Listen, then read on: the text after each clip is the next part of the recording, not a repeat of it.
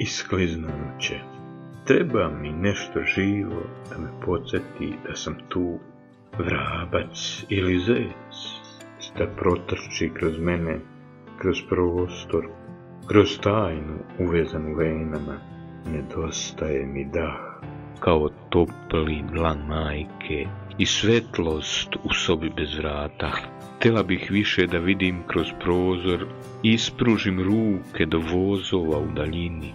Htjela bih njihove oči, brzinu i glas. Nedostaje mi dah, kao hladan oblog na čelu, cvrku ptice u jutarnji sat.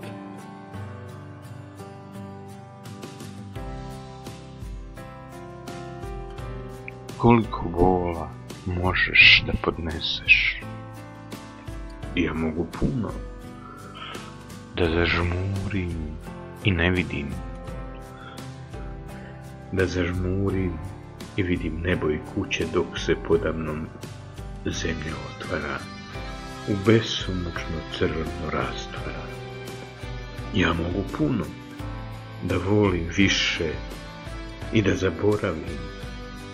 Da prečutim kad tuđi bol pojede moj.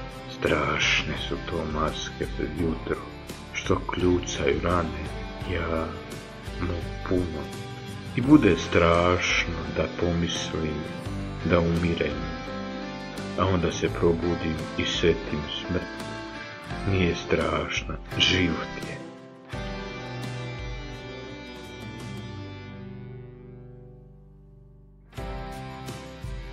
Da li bismo se ikad voleli, uzimali, decu rađali, selili, da znamo koliko staje 1 gram života?